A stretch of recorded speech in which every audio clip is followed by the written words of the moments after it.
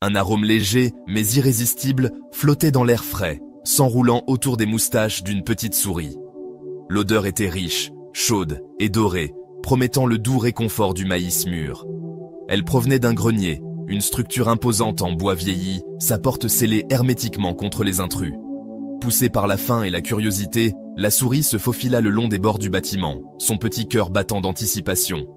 Son museau frémissait, suivant la trace de ce parfum alléchant, jusqu'à ce qu'elle découvre un petit trou, à peine assez large pour que son corps élancé puisse s'y glisser. D'une contorsion et d'une poussée, la souris se faufila à l'intérieur, ses yeux s'écarquillant devant le spectacle qui s'offrait à elle.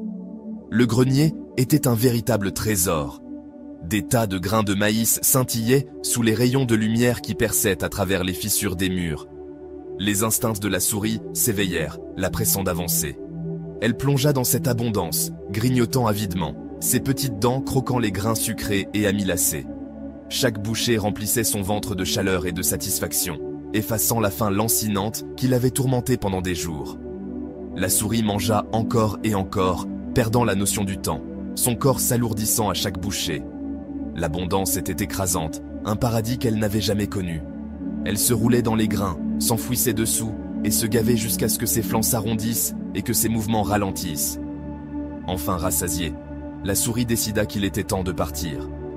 Elle revint en titubant vers le petit trou par lequel elle était entrée, son ventre rond et tendu. Mais en pressant sa tête dans l'ouverture, elle s'arrêta net. Le trou, autrefois juste assez large, semblait maintenant désespérément petit. Son corps gonflé appuyait contre les bords, incapable de passer. La souris poussa plus fort, se tortillant et se contorsionnant, mais le bois resta inflexible.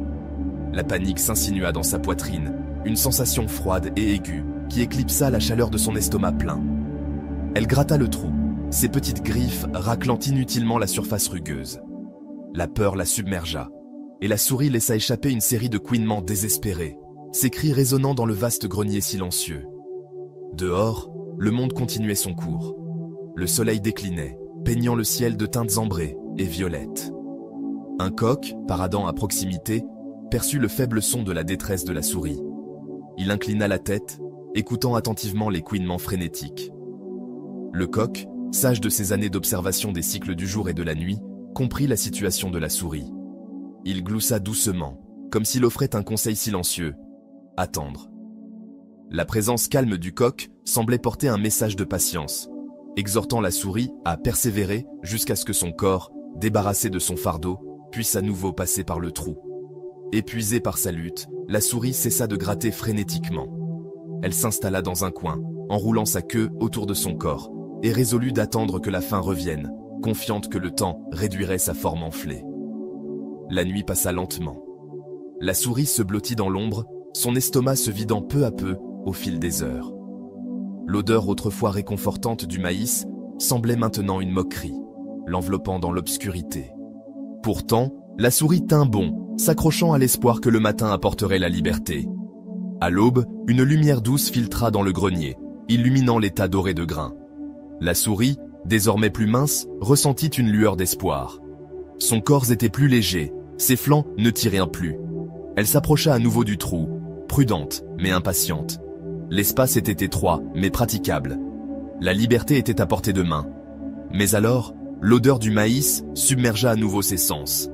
Les grains dorés scintillaient dans la lumière du matin, chacun promettant une petite satisfaction. La souris hésita, sa détermination vacillant.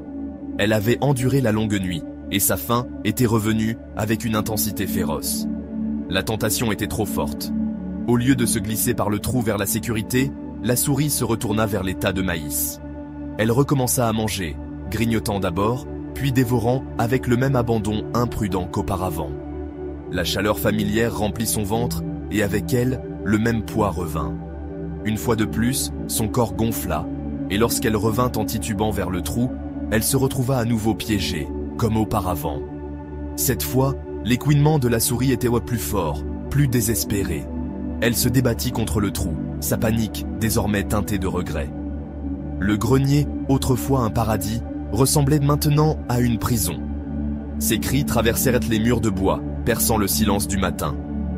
Une nouvelle présence s'approcha, élégante et silencieuse. Un chat, aux yeux perçants et brillants, fut attiré par le son de la détresse de la souris. Il s'avança à pas feutrés, ses mouvements fluides et délibérés. La souris, inconsciente, continua sa lutte futile, son corps fermement coincé dans le trou. L'ombre du chat tomba sur l'entrée du grenier et d'un mouvement rapide et impitoyable, il saisit la souris. Le grenier redevint silencieux. Le soleil monta plus haut, projetant sa lumière sur le monde extérieur. Le coq chanta, saluant le nouveau jour comme il le faisait toujours. Le grenier resta inchangé, ses réserves de maïs intactes face au bref drame qui s'y était déroulé. Le destin de la souris était une leçon silencieuse, gravée dans le rythme du monde. La vie lui avait offert une chance de s'échapper, un moment pour choisir la liberté plutôt que l'indulgence. Mais la souris, influencée par l'attrait du confort immédiat, avait ignoré cette opportunité. Sa faim, sa cupidité, l'avaient liée à la chose même qui promettait la satisfaction, mais apportait la destruction. La leçon flottait dans l'air, aussi subtile que l'odeur du maïs, et aussi durable que le soleil levant. Chaque jour apportait de nouvelles chances, des moments pour se libérer des pièges de l'habitude et du désir. Pourtant, ceux qui s'accrochaient à leurs vieilles habitudes, qui laissèrent la tentation l'emporter sur la sagesse, risquaient de tout perdre. Le monde continuait de tourner, indifférent mais généreux, offrant de nouveaux départs à ceux qui apprenaient à lâcher prise, à attendre, à choisir sagement. Pour la souris, le grenier avait été à la fois un trésor et un piège, un rappel que les choix faits face à l'abondance pouvaient façonner le destin. Le coq s'éloigna en paradant, le chat disparut dans l'ombre et le grenier resta silencieux, attendant la prochaine créature pour tester ses leçons.